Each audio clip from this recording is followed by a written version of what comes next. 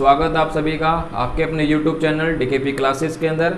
और हम शुरू करने जा रहे हैं आज 9th क्लास की साइंस की बुक से chapter number 1 matter in our surroundings. ठीक है, हमारे आसपास के पदार्थ। तो चलिए वीडियो को शुरू करते हैं।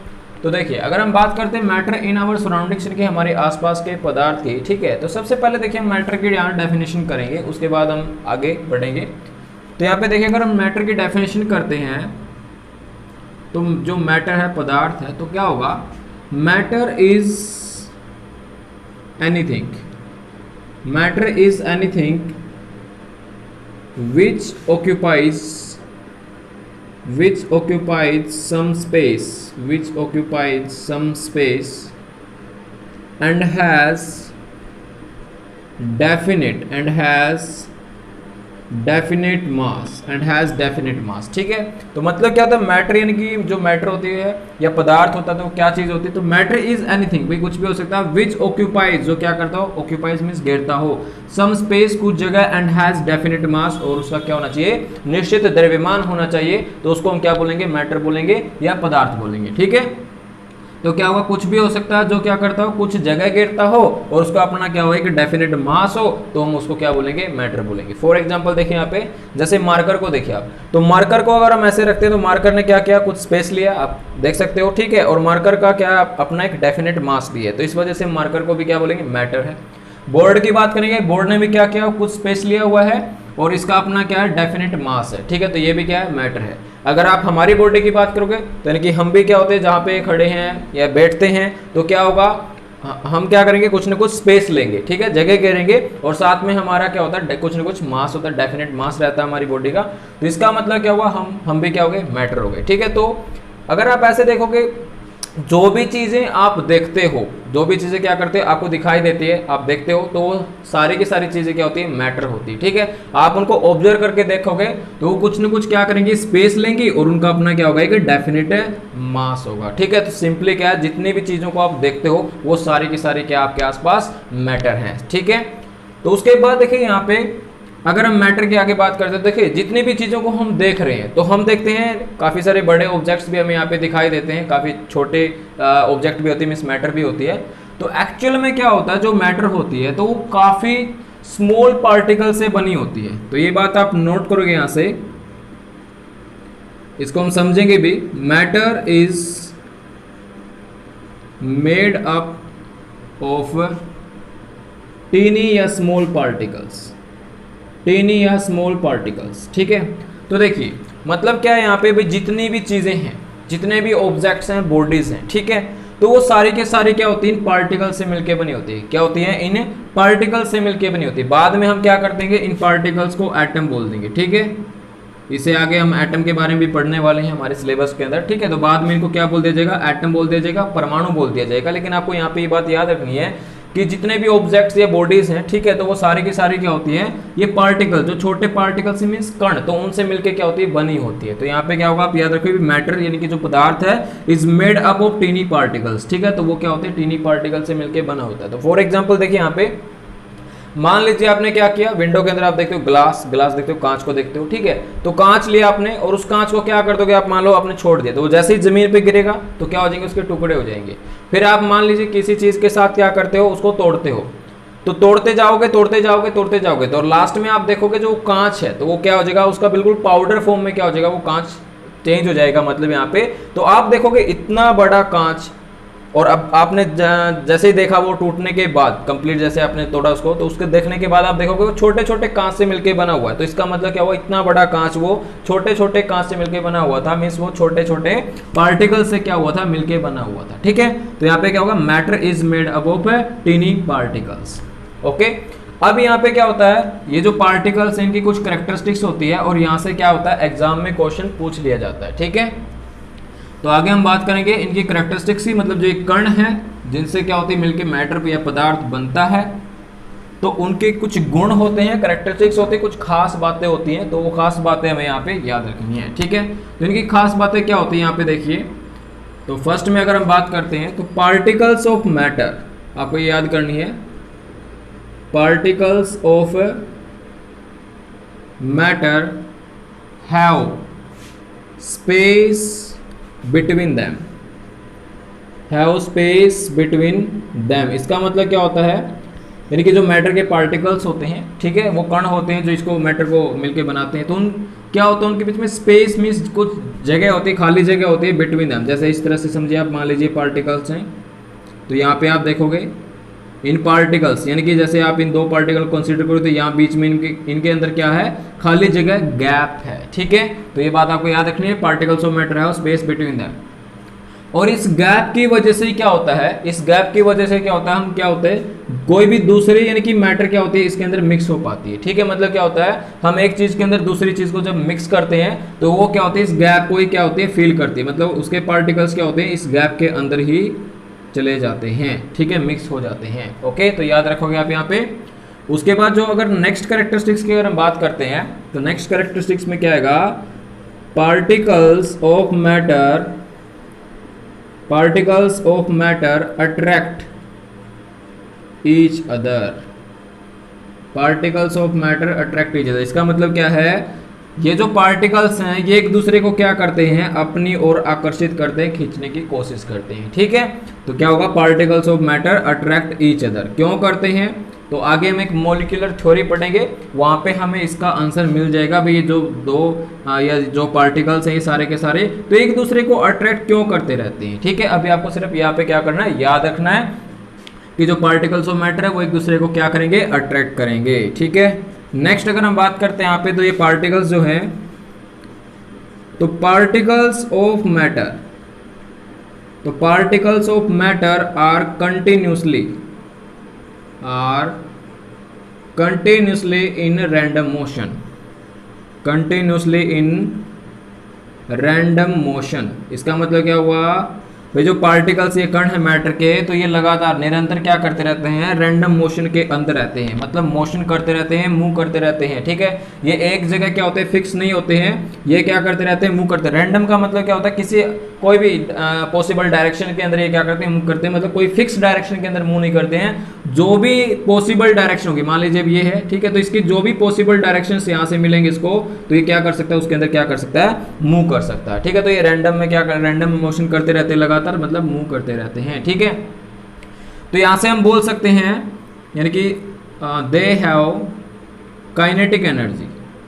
तो मतलब क्या है, जो पार्टिकल्स ऑफ मैटर उनके पास क्या होती है, काइनेटिक एनर्जी होती है, ठीक है। तो दे हैव काइनेटिक एनर्जी, ठीक है। काइनेटिक एनर्जी यहाँ पे देखिए, आगे हम बात करने वाले हैं काइनेटिक एनर्जी के बारे में भी।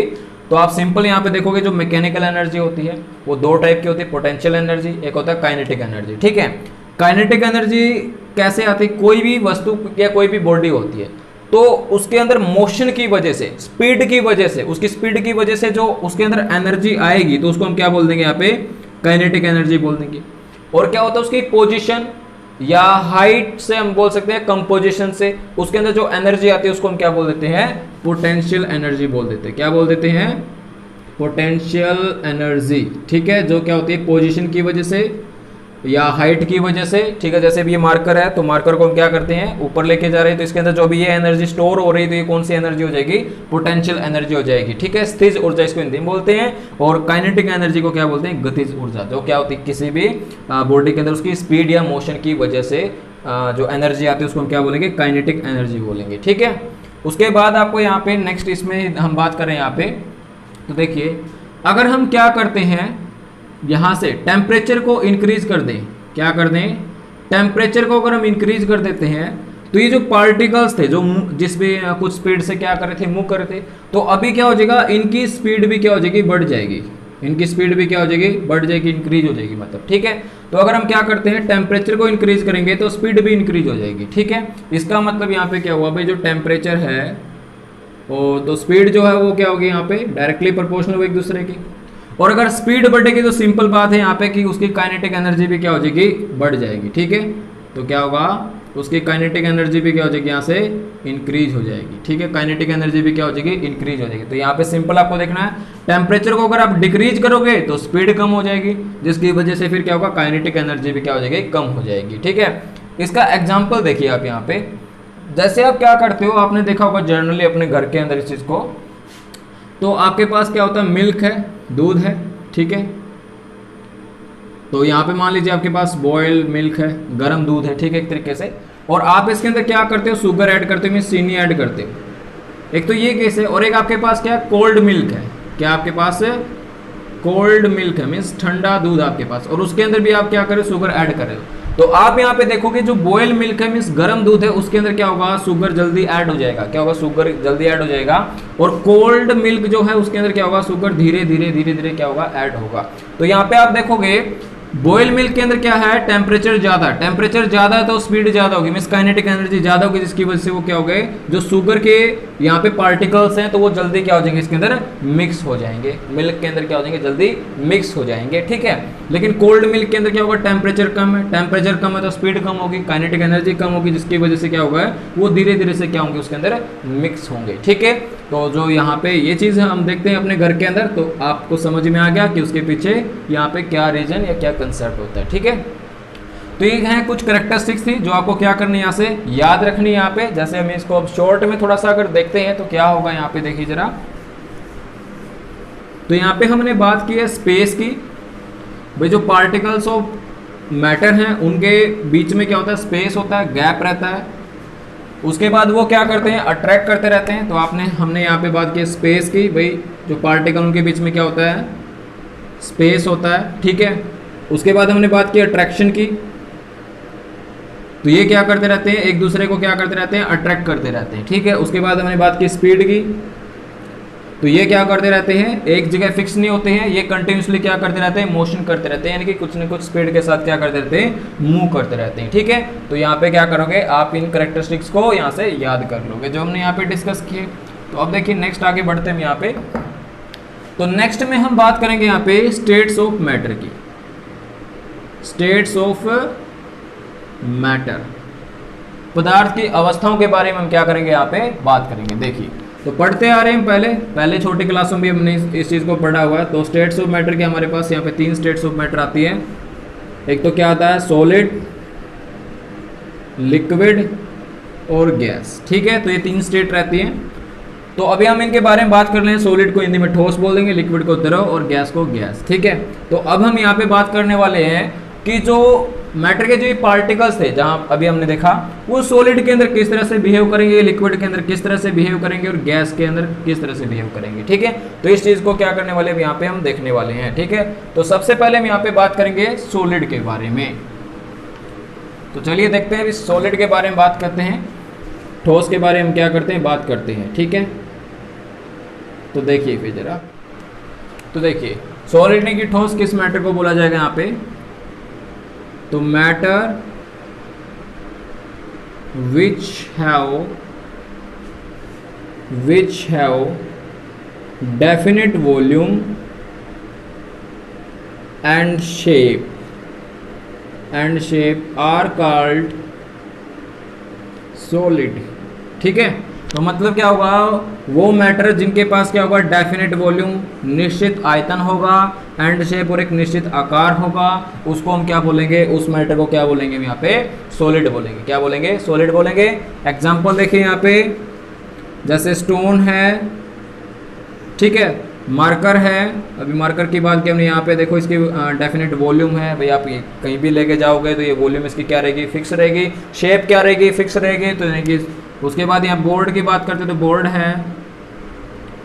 उसके बाद यहाँ पे हम बात करते हैं वुड है, ठीक है, तो यहाँ पे वुड आइटम कोई भी यहाँ पे, तो आप देखोगे इन सभी की क्या होती है, यहाँ पे डेफिनेट वॉल्यूम होती है, डेफिनेट शेप रहती है, चेंज नहीं होती है। ठीक है, तो इसको हम यहाँ पे क्या बोलेंगे, यहाँ पे सॉलिड बोलेंगे। तो इस मैटर को क्या बोला जाएगा, सॉलिड बोला जाएगा। ठीक है, उसके बाद देखिए यहाँ पे अगर हम बात करते हैं पार्टिकल्स की, तो सॉलिड के जो पार्टिकल्स होते हैं, तो सॉलिड के पार्टिकल्स की अरेंजमेंट क्या होती है, कुछ इस तरीके की यहाँ पे क्या होती है, अरेंजमेंट रहती है, काफ़ी डेंस, काफ़ी क्लोज यहाँ पे पार्टिकल्स एक दूसरे के रहती हैं। ठीक है, तो आगे हम इन पार्टिकल्स के बारे में और बात करेंगे। तो यहाँ पे आपके डेफिनेशन आ गई, एग्जाम्पल आ गई।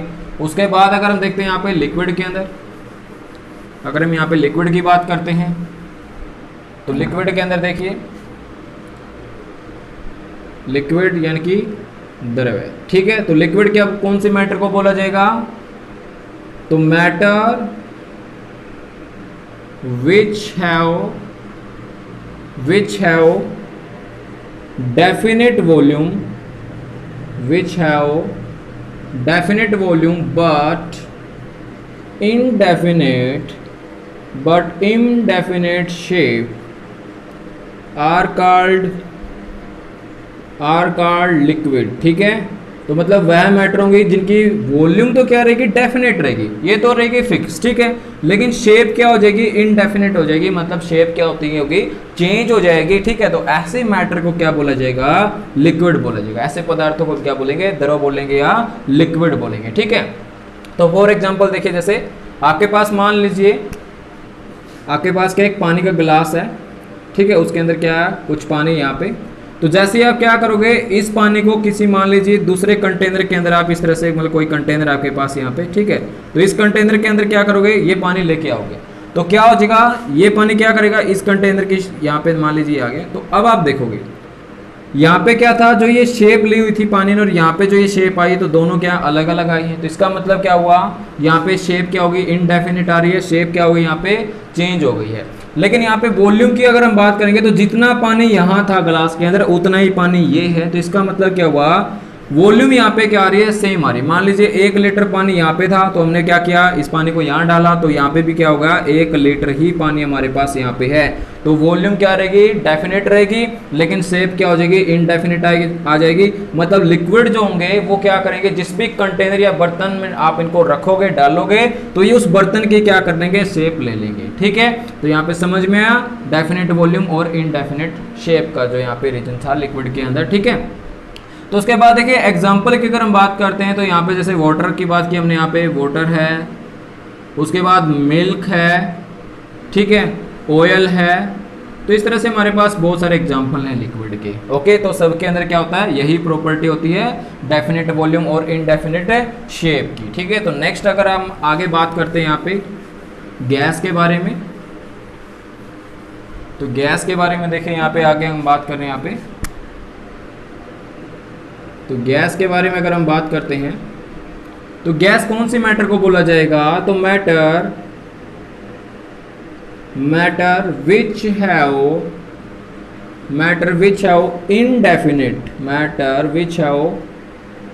indefinite volume and shape are called gases. ठीक है, तो वह मैटर या वह पदार्थ जिनके अंदर क्या होगा, वॉल्यूम इनडेफिनिट रहेगी, और साथ में क्या होगा, शेप यानी उनका जो आकार है वो भी क्या होगा, इनडेफिनिट रहेगा, मतलब चेंज हो जाएगा, बदल जाएगा। ठीक है, तो ऐसे ही मैटर या पदार्थ को हम क्या बोलेंगे, गैसेस बोलेंगे, गैस बोलेंगे। ठीक है, यहाँ पे देखिए इसके अंदर क्या हुआ, जैसे हम यहाँ पे क्या करते हैं, मान लीजिए अभी हमने किसी भी कोई भी सिलेंडर हमारे पास है, मान लीजिए किसी शेप के अंदर हम बात करें, यहाँ पे कोई सिलेंडर हमारे पास इस तरह से है। ठीक है, तो इसके अंदर क्या हुआ, कुछ गैस हमने यहाँ पे फिल की हुई है, गैस क्या किया हुआ है, यहाँ पे फिल किया हुआ है।